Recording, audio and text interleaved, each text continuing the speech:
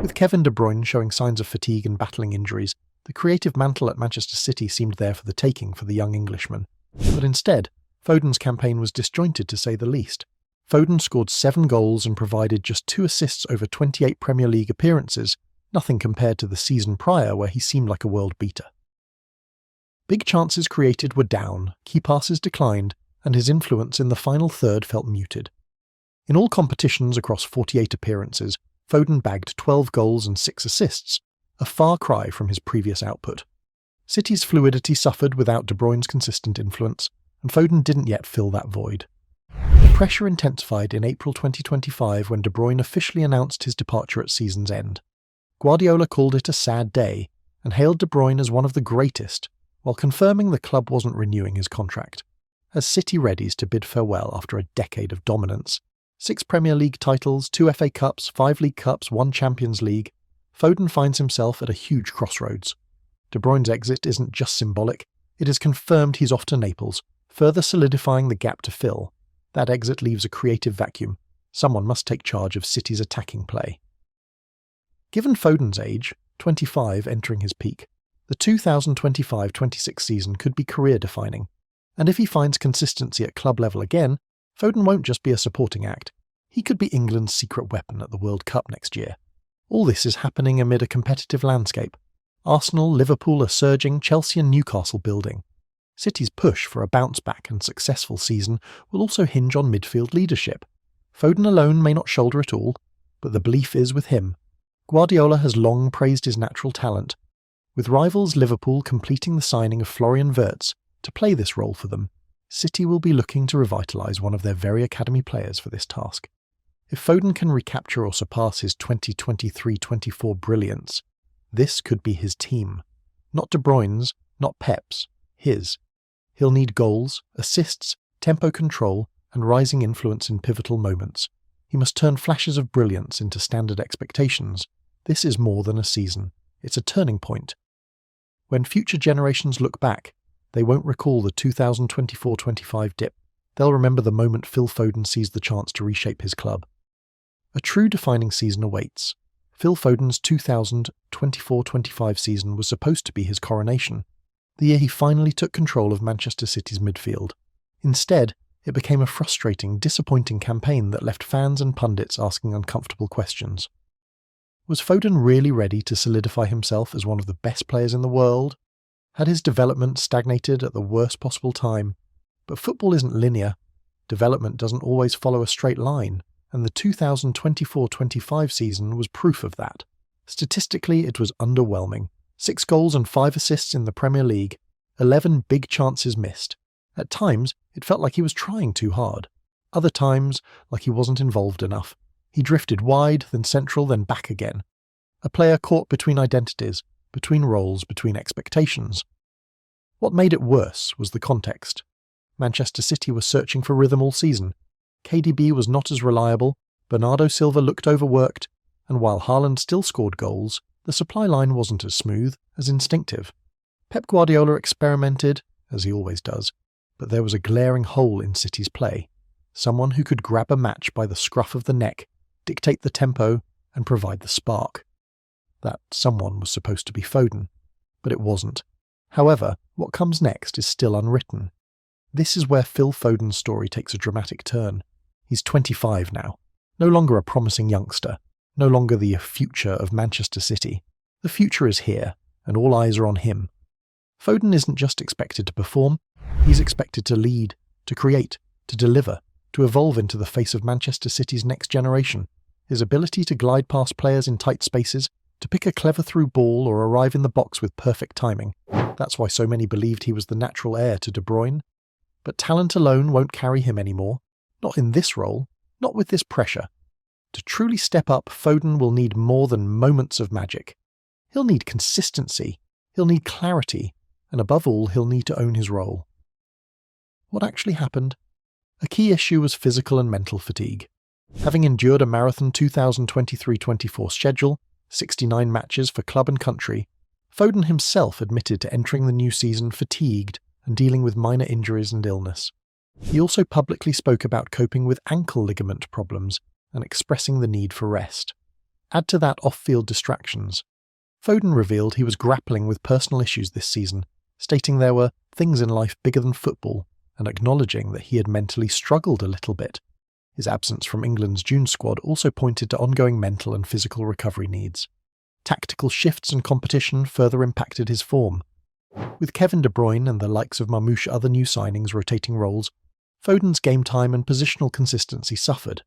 Observers like Darren Bent even made bold claims suggesting he might be overcoached, his natural freedom constrained by system tweaks. Performance data echoed these struggles. Reports highlighted his low shot accuracy, just 12.5% on target, and a significantly reduced presence in goals and assists compared to the previous campaign. At his best, Foden offers a rare combination of technical excellence, vision, and close control in tight spaces. His breakout 2023-24 season, in which he scored 19 Premier League goals, won the PFA Players Player of the Year, and led City to the title, proved he can thrive under pressure, dictate tempo, and produce moments of brilliance in the final third. If Pep Guardiola re-establishes him centrally at City in the De Bruyne role, Foden will have the perfect platform to sharpen the attributes that could translate directly to club and even international success. For Foden to step up, three key factors must align. A defined role. Foden has been versatile, starting games wide or drifting centrally, but that flexibility hasn't translated into consistent impact. To anchor City's creativity, he'll need a set position, likely as a hybrid number, 8 or 10 linking Rodri and Haaland on a regular basis. Decision-making and consistency. Talent is indisputable, his close control, dribbling, vision all shine. But the next level demands game management, simplifying under pressure, choosing when to exploit risk and when to recycle possession. Classic De Bruyne traits that Foden must match. Leadership and mentality. Foden has often let his play do the talking, but with Guardiola's long-serving leaders fading, he must emerge as a vocal, game-controlling presence, someone who owns tense matches and rallies the team. After the uneven 2024-25, this isn't just desirable, it's essential. That starts with positioning. For too long, he's been shuffled between the wings and central areas. He's capable out wide, sure, but if he's going to be City's creative heart rate, he needs to play through the middle, as a number 8 or even a hybrid 10 where he can link up with Rodri behind him and Haaland ahead. He needs to be in the thick of the action, not stuck on the touchline hoping the ball comes his way. But being central also means more responsibility. De Bruyne wasn't just about assists and wonder goals, he controlled tempo, he broke lines, he led. Foden will need to sharpen his decision-making, knowing when to speed the game up, when to slow it down, when to take risks, and when to keep it simple. The best midfielders don't just create chances, they dictate everything. That's the bar now. Leadership is the next step. Foden has always been a quiet presence, someone who lets his football do the talking. But this City team needs more than that. With De Bruyne, Gundogan, and possibly even Walker moving on or declining, a new leadership group has to emerge. Foden, a lifelong City fan who's been at the club since he was a child, is the natural figurehead. He doesn't have to shout or wear the armband, but he does have to show up every week like he runs the game. It's also a test of mentality.